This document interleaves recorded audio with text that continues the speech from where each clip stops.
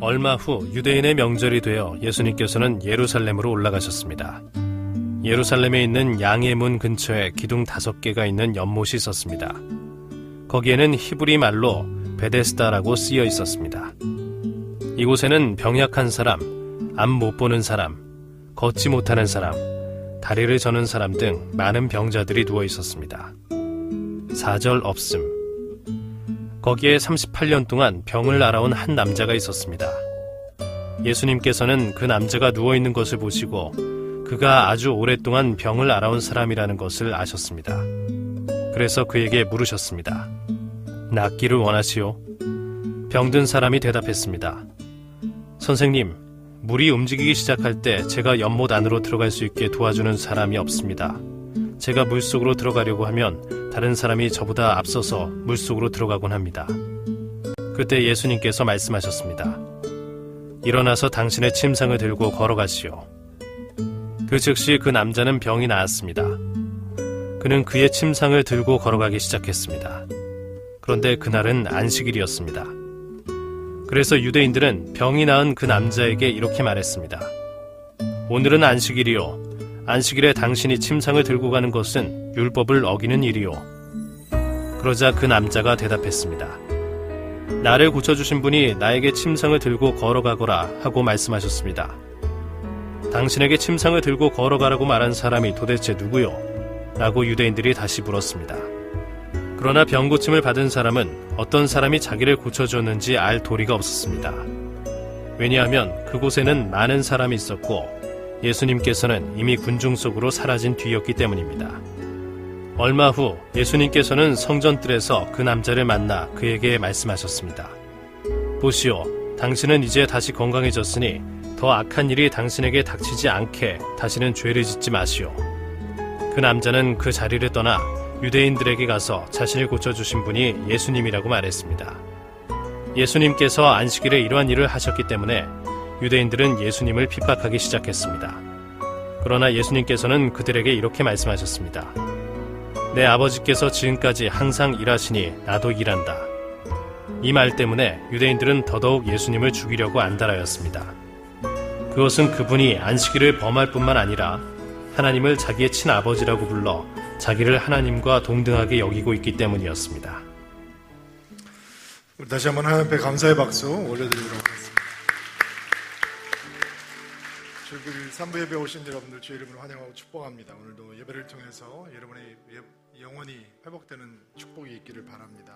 잠시 교회에서 진행되는 일들 안내해드리고 하나님 말씀 듣는 시간 가지려고 합니다. 주보를 좀 참고해 주시고요. 수요 여성 예배, 수요 예배, 그리고 금요 기도 집회, 말씀 여름 특강 시리즈가 진행이 되고 있습니다. 여름일 때 살짝 게을러질 수 있는 시기인데 특강에 함께 하심으로 말씀과 가까이 있는 귀한 시간이 되기를 바랍니다. 특별히 우리 부모님들에게 안내 말씀 드립니다. 7월 25일, 26일 금요일날 토요일날인데요. 올스타들을 1학년부터 6학년 아이들을 위한 여름 성경학교가 준비되었습니다. 우리 선생님들과 우리 전사님들이 굉장히 열심히 준비한 여름 사역인데 아이들 데리고 오셔서 아이들도 하나님의 은혜로 충만할 수 있는 국가대표라고 하는 주제를 가지고 진행을 하게 되는데 정말 하나님 나라의 국가대표로 키울 수 있는 귀한 시간이 되기를 바랍니다. 가정을 위한 부부 성경 공부 아마 계속 목요일날 반은 마감이 됐고요. 화요일날 혹시 오프닝이 있는지 문의하시는 분이 계신 것 같아요. 교회를 문의 주시면 몇 자리 오픈되어 있는 것 같은데 화요일날 반은 아직도 등록하실 수 있으니까 필요하신 분들은 참고하시기를 바랍니다. 오늘 지난주에 저희 추천 주소 안내드렸는데 아마 지난주에 다 매진이 돼서 못 사신 것 같아요. 오늘도 책을 갖다 놨는데 아마 2부 예배 끝나고 다 판매가 된 것 같습니다. 복음 안에서 발견된 참된 자유라고 하는 책인데 64페이지에 대한 작은 책자입니다. 여러분들께서 보시면 너무 시당적으로 도움이 될 책자인 것 같아서 주보에다 실어드렸는데 교회에서는 지금 준비가 안 되어 있는데 혹시 인터넷에서 사실 수 있으면 꼭 한번 사셔서 보시면 좋을 것 같고요. 작가가 되시는 티모시 켈러 목사님은 지금 미국에서 가장 영향력 있는 티처 가운데 한 분이신 분이니까 이분 책은 어떤 책이 됐든 여러분들께서 사보시면 영적으로 많이 도움이 될 줄로 믿습니다. 오늘 어려운 이웃들을 위한 드림연금이 있는 주일입니다. 설교 끝난 다음에 헌금 드리도록 하겠습니다. 자, 우리 가슴에 손을 얹고 믿음을 고백하고 오늘 하는 말씀 듣도록 하겠습니다. 한번 따라해 주시면 감사하겠습니다. 하나님은 나를 사랑하십니다. 나는 그 사랑 안에 있습니다. 하나님은 오늘 나에게 말씀하실 것입니다. 그 말씀에 능력이 있습니다. 그 말씀에 생명이 있습니다. 나의 마음을 하나님께 열겠습니다. 나의 생각을 예수님께 집중하겠습니다. 들은 만큼 변합니다. 들은 만큼 행복해집니다. 오늘 성경 말씀의 배경이 되는 전설 같은 미신 같은 이야기가 있습니다. 예루살렘에 양들을 들여오는 문 근처에 베데스다라고 하는 연못이 있었습니다. 저수지로 생각하시면 안 되고요. 큰 목욕탕 같은 걸로 생각을 하시면 더 쉽게 이해하실 수가 있을 것 같습니다.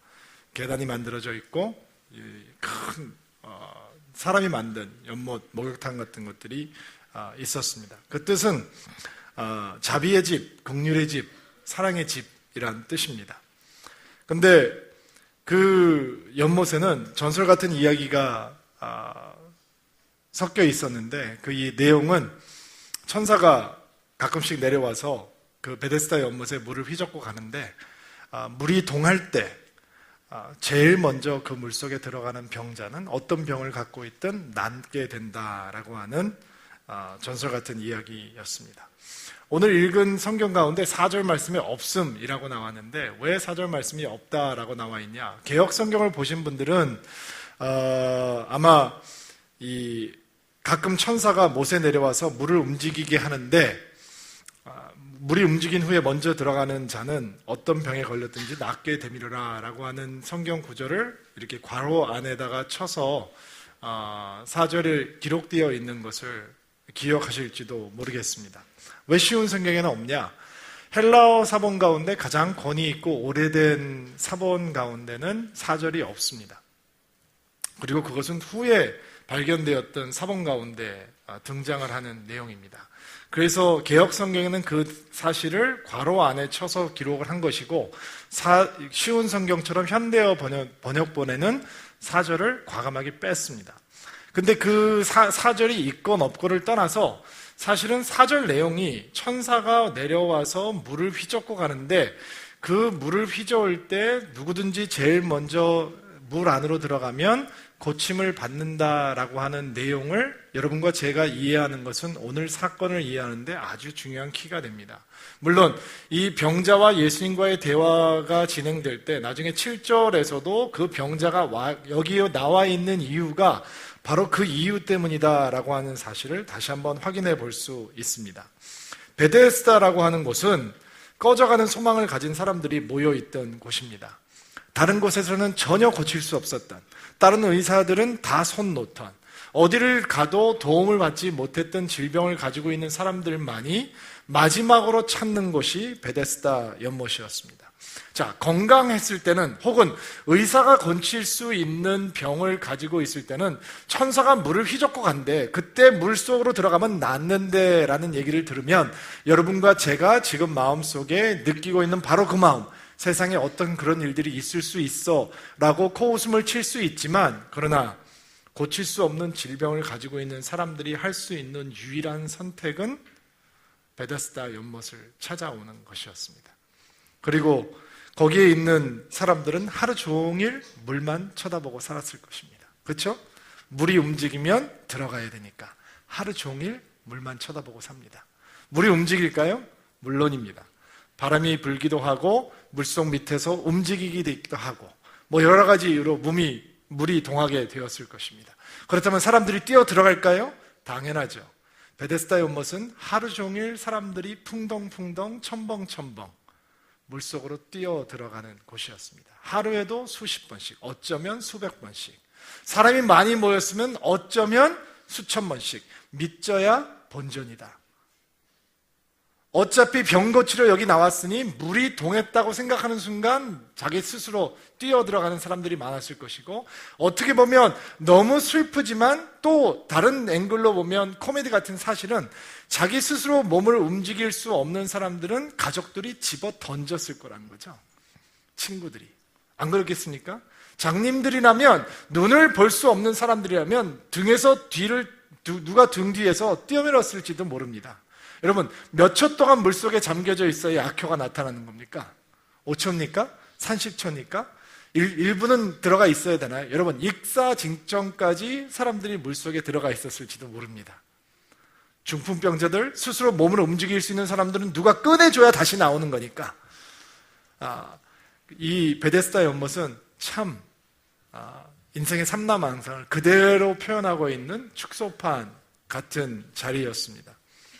그들은 매일매일 물속을 향해서 뛰어들어가고, 그리고 그들의 병이 치유되지 않았는데도 불구하고 환자들은, 그리고 그 가족들은 베데스다를 떠나지 못했습니다. 그게 베데스다의 함정입니다. 한번 찾아온 사람들은 절대로 떠나지 못했습니다. 그리고 계속 물만 쳐다보고 살았습니다. 천사를 기다리는 곳, 베데스다. 너무 영적이지 않습니까?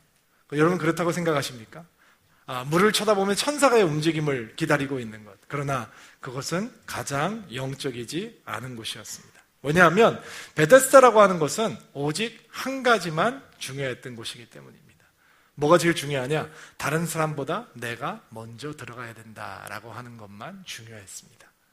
다른 사람이 움직이기 전에 내가 먼저 움직여야 되고, 다른 사람이 거기에 물에 그 몸을 담그기 전에 내가 먼저 담궈야 된다라고 하는 유일한 그 목표가 존재하고 있던 곳이 베데스다라고 하는 곳이었습니다.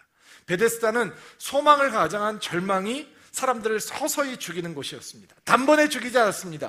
거기를 찾아오는 사람들은 마치 희망을 가지고, 꿈을 가지고, 소망을 가지고 온다라고 생각했을지 모릅니다. 그러나 1년이 지나고 2년이 지나고 5년이 지나고 30년이 지나고 38년이 지나면서 사람들은 살아있지만 죽은 거와 똑같이 매일매일 살아가는 곳이 베데스다였습니다. 어저께 나에게 아무 일이 일어나지 않았지만 오늘 갔을 때는 나에게 뭔가 새로운 일이 일어날 거야 라고 느끼는 사람들은 많이 없었을 것입니다. 왜? 누구든지 물속으로 뛰어 들어갔지만 물에서 고침을 받고 나오는 사람은 없었습니다. 성경 어디에도, 기록 어디에도 그런 사실은 등장하지 않고 있습니다. 사실 베데스다에 대해 생각하면서 우리가 놓치지 않아야 되는 것은 거기에는 하나님이 없다라고 하는 것입니다. 천사를 바라는 사람들을 향해서 왜 하나님이 없다라고 얘기하느냐? 베데스다에는 믿음도 없고 하나님도 없습니다. 왜 그런지 아세요? 거기는 순전히 자기의 노력과 의지와 신념만 존재하는 곳이기 때문에 그렇습니다. 거기는 내가 다른 사람보다 더 열심히 노력해야 되는 곳입니다. 다른 사람을 이기고 뛰어들어가야 하는 곳입니다.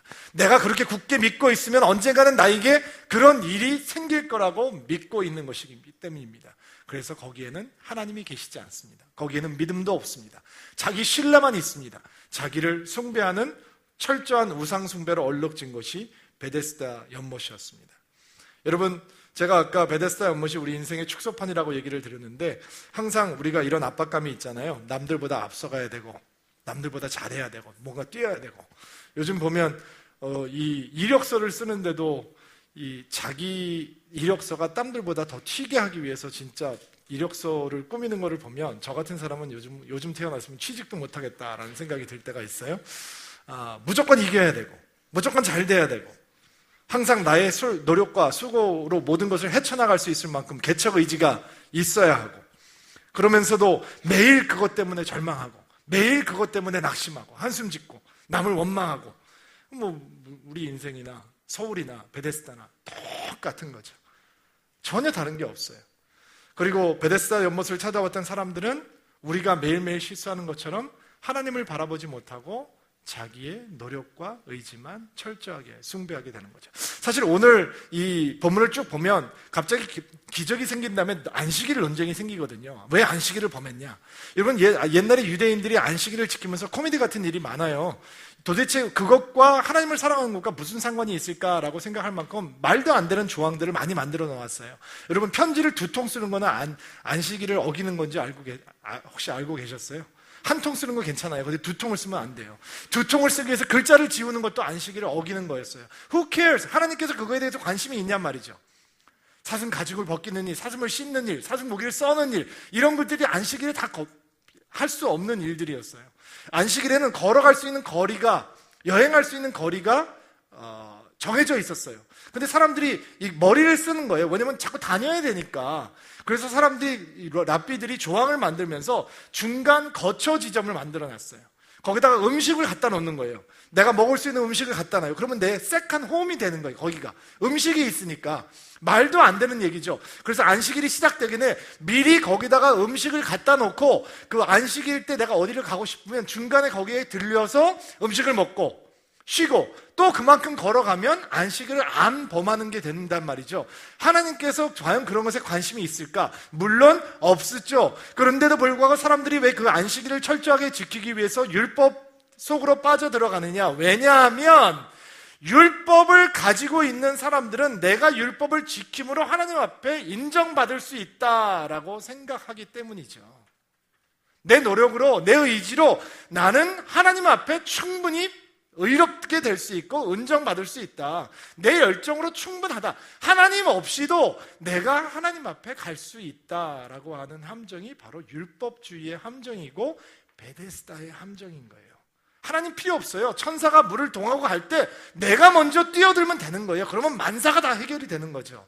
그런데 38년 동안 아무런 효과도 볼 수 없었던 병자가 오늘 등장합니다. 예수님께서 그를 찾아오십니다. 여러분들께서 주위에서 보셔야 되는 건 그 38년 된 병자는 예수님이 누군지도 모른다라는 사실입니다.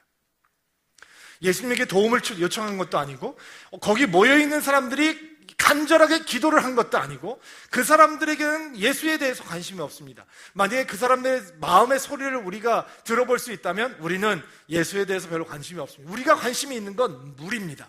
천사입니다. 물이 움직이는 겁니다. 아니, 내가 물이 움직이는 것을 제대로 판단할 수 없기 때문에 지난 2000번 동안 내가 거기 뛰어들어갔는데 아무 효과가 없었습니다. 200번 동안 뛰어들어갔는데 아무 효과가 없었습니다. 20번을 뛰어들어갔는데 어떤 효과도 없었습니다. 내가 필요한 건 천사가 왔을 때 그것을 감지할 수 있는 능력, 내가 그 능력이 없다면 그것을 감지해 줄 수 있는 능력을 가진 사람, 그리고 그것을 보았을 때 나를 물속으로 집어넣어 줄 수 있는 사람들입니다. 예수가 필요한 게 아니라 우리에게는 그런 게 필요합니다 라고 얘기했을지 모릅니다. 근데 예수님께서 그렇게 자신에게 관심이 없는 사람을 향해서 찾아오셨습니다. 그게 은혜의 시작이고 믿음의 시작입니다. 아멘? 어떤 저는 이런 얘기를 하시는 분들 만나보았습니다. 목사님, 내가 진짜 어떤 사람인지 하나님께서 아신다면 하나님은 저를 별로 좋아하실 것 같지 않아요.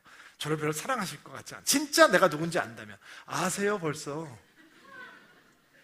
He knows. 여러분이 진짜 어떤 사람인지 하나님께서 아시니까 예수님이 하늘을 버리고 이 땅으로 오시는 거예요. 죽으시러. 진짜 어떤 모습인지 알기 때문에 그게 은혜의 시작이고 믿음의 시작이란 말이죠. 예수님께서 이 사람을 찾아오셔서 뭐라고 말씀을 시작하시나요? 6절 말씀 한번 보시겠어요? 6절 시작.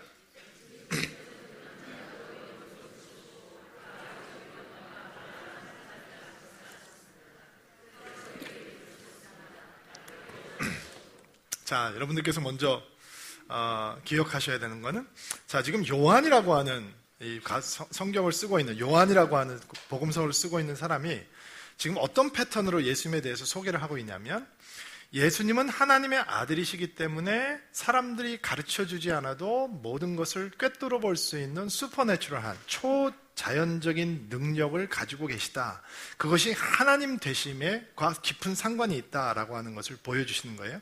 자, 1장에 보면 말씀이 육신이 됐다라고 얘기를 하죠. 그렇죠?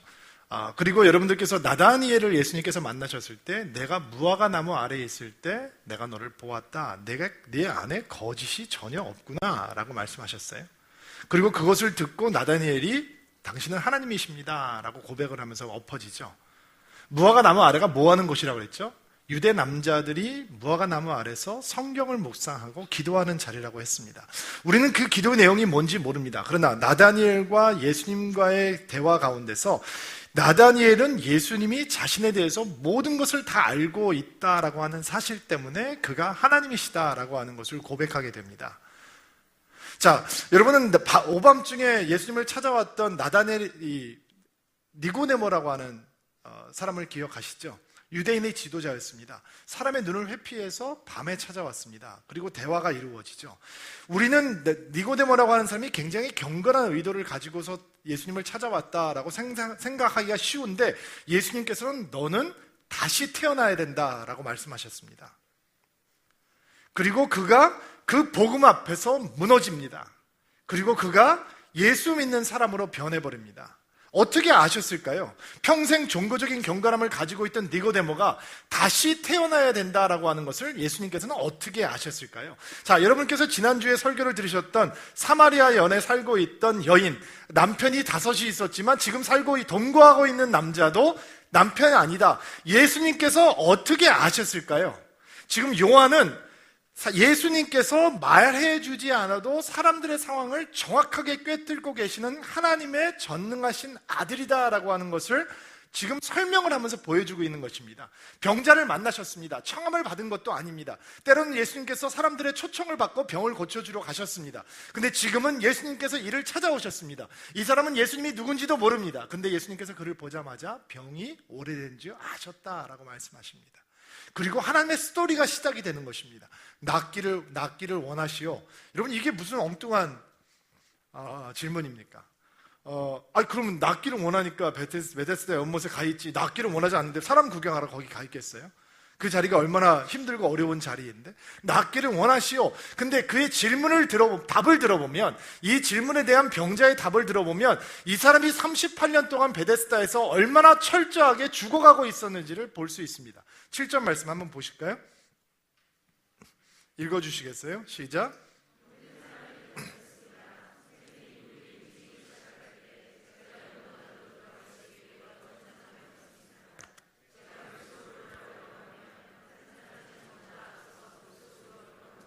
자, 낫기를 원하시오. 그러면 정상적인 사람이라면, 정상적인 마음을 가지고 있는 사람이라면, 낫고 싶습니다. 간절히 원합니다. 저를 도와주십시오. 라고 얘기를 하는 게 정상인데, 이는 뭐라고 얘기했습니다. 낫고 싶습니까? 라고 얘기할 때 그는 뭐라고 얘기해요?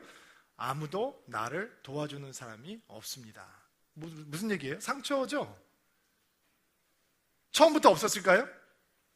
그가 걸을 수 없는 사람인데, 38년 동안 병상에 누워있는 사람인데, 아마 반신불수 내지는 전신마비가 되어 있던 사람이었다는 거라고 추측이 되는데, 여러분 38년 동안 혼자 움직일 수 없는 사람이 어떻게 거기 나왔겠어요? 누군가 매일 거기다 갖다 놨겠죠. 그러면 누군가 기다렸을까요? 당연히 기다렸겠죠. 왜? 물속으로 집어넣어야 되니까. 근데 1년이 지나고 2년이 지나고 5년이 지나고 10년이 지나고 20년이 지나고 30년이 지나면서 그 사람들도 지쳤겠죠. 근데 그 병자의 마음 가운데는 아직도 그 상처가 남아있는 거예요. 나를 도와줄 사람이 아무도 없습니다. 나 이제 다 사람들이 버렸구나. 그게 그의 마음속에 있는 가장 큰 상처 중에 하나였어요. 또 뭐라 그럽니까? 나를 도와줄 사람이 없습니다. 그리고 다른 사람이 먼저 들어갑니다. 여러분, 나은 거 아니에요. 지금 다른 사람이 먼저 물속에 들어가서 나았기 때문에 질투심이 생긴 게 아니고요. 몸이 안 움직이는데도 불구하고 다른 사람들이 먼저 들어가는 게 미운 거예요. 그리고 베데스다는 사람을 그렇게 변하게 하는 곳이었어요. 상처로 똘똘 뭉치게. 그런데 예수님께서 이렇게 준비되지 않은 사람에게, 어떤 믿음도 보이지 못하고 있는 사람에게 찾아오시고 이렇게 말씀하세요. 8절 말씀 보시길 바랍니다. 8절 말씀 한번 읽어볼게요. 시작.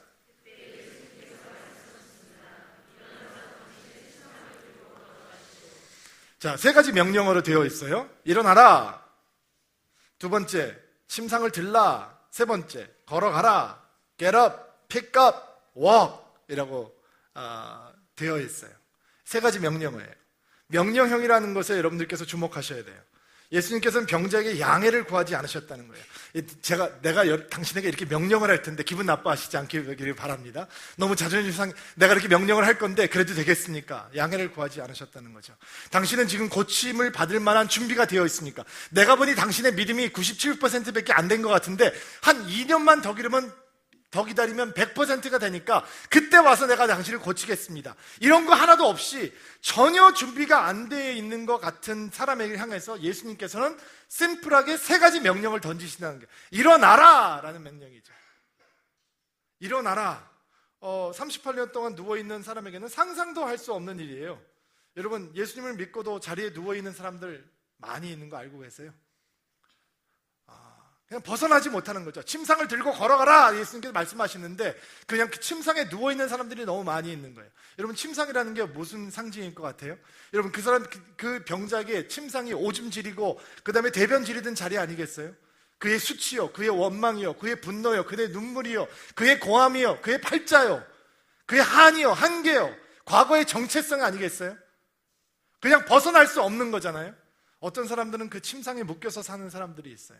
제가 침상에 묶여있는 청소년들을 만나본 적이 있어요. 시애틀에 있는 다운타운의 어떤 흑인 지역에 모여있는 아이들이었는데 제가 그 지역에 갔을 때 그 아이들을 처음 만났을 때 저는 이런 설명을 듣게 되었어요. 그 지역에서 태어나면 18살이 되기 전에, 남자아이 경우에 18살이 되기 전에 80%는 죽든지 감옥에 가게 된다는 거예요. 마약, 폭력, 절도, 강도 이런 일로 감옥에 가든지 아니면 총 맞아 죽든지 마약을 너무 많이 해서 죽든지 이런 환경 속에서 살고 있는 아이들이었어요. 물어봤어요. 우리가 너희들은 꿈이 뭐니?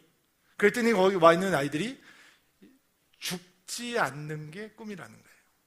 감옥에 안 가고 살아남아 있는 게 그 아이들의 꿈이었어요. 근데 그 안에 교회가 들어갔어요. 교회가 보통 교회가 아니에요. 성령 충만한 아주 은혜가 충만한 교회가 막 부흥하기 시작했어요. 동네가 변하는 거예요. 그리고 10년이 지난 다음에 제가 그 교회를 방문하게 돼. 그 동네 아이들을 다시 막 보게 되었어요. 저는 시애틀을 살고 있으면서 그 동네가 그렇게 변했다는 거에 깜짝 놀랐지만 그 교회에서 만난 아이들에게 저는 너희들은 꿈이 뭐니? 라고 물어봤을 때 아이들은 이렇게 얘기해요. 나는 학교 선생님이 되는 게 꿈이에요. 나는 간호원이 되는 게 꿈이에요. 저는 의사가 되고 싶어요. 저는 대학을 가서 이런 공부를 하고 싶어요. 여러분, 과거에 꿈을 꿀 수 없었던 아이들이 갑자기 예수 그리스도를 만나게 되니까 침상에 묶여있지 않고 꿈꾸며 미래를 계획하고 준비하는 사람들이 되어가고 있었어요. 그게 예수 그리스도의 은혜예요. 여러분, 어떤 사람들은 과거라고 하는 침상에 묶여있어요. 어떤 사람은 세상적인 물질주의에 묶여있어요. 신앙을 가지고 있지만 모든 가치관이 세속적이라고 하는 침상에 묶여있어요. 그러면 그냥 눈만 멀뚱멀뚱 뜨고 있는 사람하고 똑같은 거예요. 그런 존재들을 향해서 예수님께서는 일어나서 침상을 들고 걸어가라 라고 말씀하고 계신 거예요. 여러분, 과연 이 말을 들은 사람이 어떤 느낌을 가졌을까? 그의 마음은 어땠을까? 여러분이 만약에 38년 동안 병을 앓고 있는 사람이라면 그 저주의 침상을 벗어날 수 있는 기회가 있다면 그 기회가 과연 이렇게 다가올 것인가 라고 상상했겠어요? 뭔가 우리에게 고침을 줄 수 있는, 치유할 수 있는 다른 어떤 계기가 있더라도 이렇게 말 한마디 무책임하게 내가 너에게 이르노니 너 이제 일어나서 침상을 들고 걸어가? 이거로 끝나는 건가? 근데 9절에 놀라운 말씀이 등장을 하죠. 9절 말씀 한번 보시겠어요? 시작.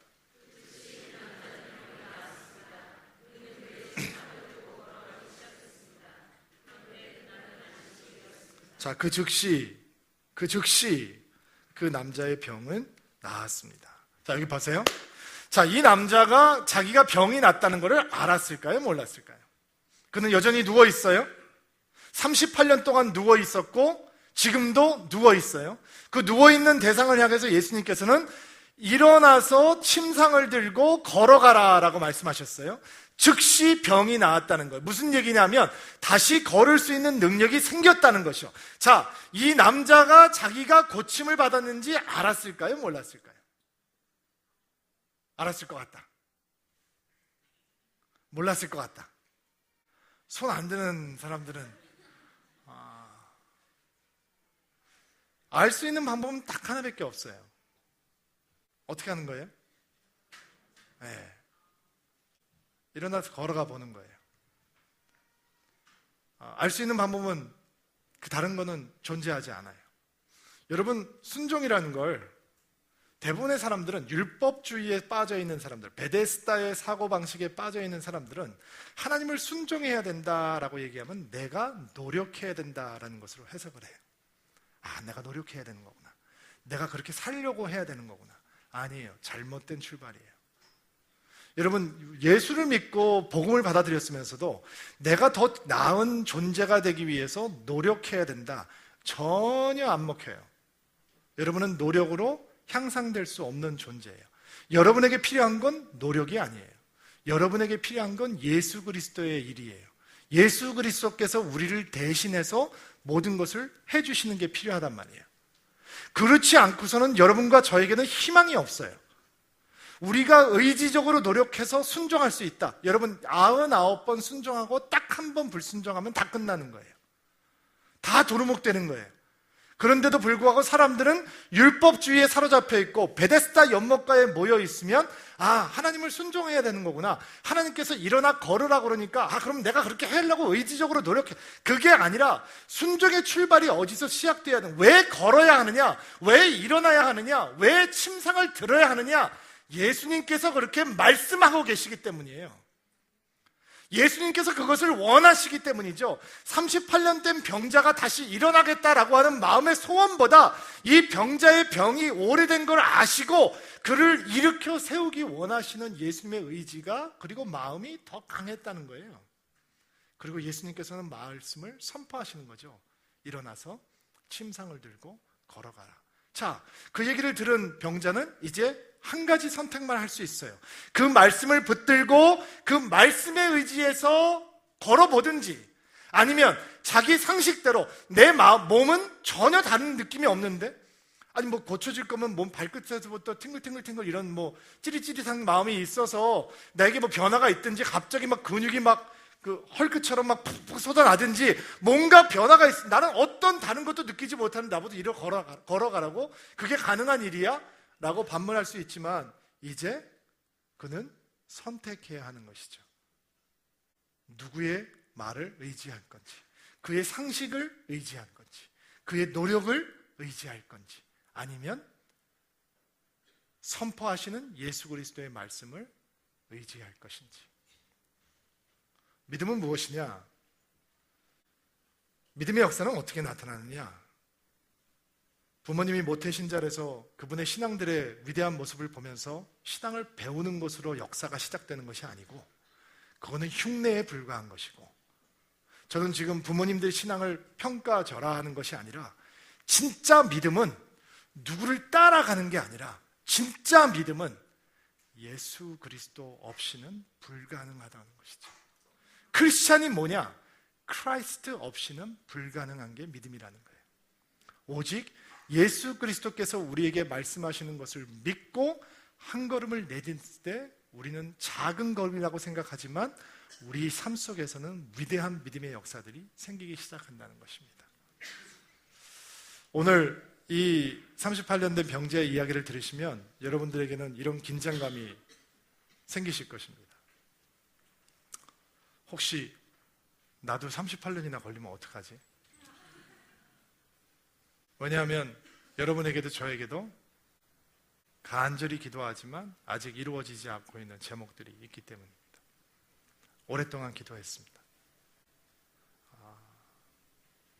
근데 전혀 상황의 변화는 없습니다. 그리고 우리는 때로 이런 성경 구절을 만나면 38년 동안이나 기다려야 되는 거야? 라는 생각을 하게 됩니다. 저도 그 생각 해보았습니다. 사실 오늘 이 말씀을 묵상하면서 결론적으로 제가 여러분들에게 말씀드리고 싶은 것은, 그러나 38년이라고 하는 시간 속에 여러분의 관심을 두지 마시고, 저는 여러분에게 여러분이 기다림이라고 하는 하나님의 은혜의 자리에, 은혜의 시간에 관심을 좀 주셨으면 좋겠습니다. 여러분, 이 사람에게는 38년이 걸렸습니다. 맞습니다. 왜 38년이 걸렸을까요? 이 사람이 자기를 의지하는 것을 포기하는데 38년이 걸렸습니다. 어떤 사람에겐 60년이 걸립니다. 어떤 사람에겐 70년도 걸리는 것 보았습니다. 저는 양로원에 가서 어느 할아버지에게 복음을 증거해 보았습니다. 예수를 믿으면 구원을 받을 수 있다라고 얘기했습니다. 자기는 선하게 사셨다는 겁니다. 80년 동안 다른 사람들에게 악한 짓 하지 않고 선하게 사셨다는 것입니다. 저는 그분에게 웃으면서 이렇게 말씀을 드렸습니다. 할아버님, 그거 가지고 되지 않습니다. 예수님을 믿으셔야 합니다. 그리고 그분이 예수님을 믿어야 구원을 받을 수 있다라고 하는 것을 인정하는데 80년이라고 하는 시간이 걸렸습니다. 기다림이라고 하는 시간은 우리에게 축복이 됩니다. 왠지 아십니까? 3개월을 기다리면 아직도 내가 펄펄 살아있을 수 있습니다. 그러나 3년을 기다리고 30년을 기다리면 나는 죽습니다. 나의 거품은 다 사라지게 됩니다. 그리고 내 거품이 사라져 나가면 뭐가 등장하는지 아닙니까? 예수님의 흔적이 남습니다. 무슨 예수님의 흔적인지 아세요? 겸손이라고 하는 예수님의 흔적. 나는 아무것도 할 수 없고 오직 예수 그리스도께서만 나에게 모든 것을 해주실 수 있다라고 하는 겸손이 우리 안에 남기 시작합니다. 여러분, 기다림이 왜 우리에게 축복이 되는지 아세요? 그 기다림은 우리에게 진짜 소망이 무엇인지 가르쳐주기 때문입니다. 기다림이라고 하면 여러분들은 소극적으로 생각하고 수동적으로 생각하실 수 있습니다. 그러나 유진 피터슨이라고 하는 목사님은 기다림에 대해서 이렇게 얘기를 합니다. 기다리는 것은 아무것도 하지 않는다는 의미가 아니다. 기다림은 운명론적인 행동의 중단이 아니고, 기다림이란 우리에게 주어진 모든 일 속에서 하나님께서 의미와 결론을 주실 것이란 신뢰를 확인하는 것이며, 하나님께서 이루시겠다고 약속하신 일을 향해 깨어있는 기대감을 확인하는 것이다. 무슨 얘기냐? 기다림이란 하나님 안에서 그분의 약속을 향한 소망을 갖는 것이다 라는 것입니다. 여러분, 기다림이 없으면 여러분은 소망의 느낌을 모릅니다. 소망 배울 수 없습니다. 아직 응답되지 않은 기도 제목이 없는 사람들은 소망이라고 하는 것에 대해서 갈급함이 없습니다. 1년 동안 기도해도, 5년 동안 기도해도, 10년 동안 기도해도 아직 이루어지지 않은 뭔가의 이슈가 있을 때, 그 아직도 응답하지 않는 하나님을 보면서 거기에는 하나님의 선하신 의도가 있고 아직 내 삶 속에서 이루어지지 않는데도 불구하고 나는 포기하지 않고 하나님을 의지하고 하나님을 신뢰하겠다라고 소망하는 것은 기다리는 크리스찬들만이 배울 수 있는 하나님의 은혜입니다. 오늘 여러분 마음 가운데 그 순도 100%의 믿음이 충만하게 되기를 주의 이름으로 축복합니다. 같이 한번 기도하겠습니다.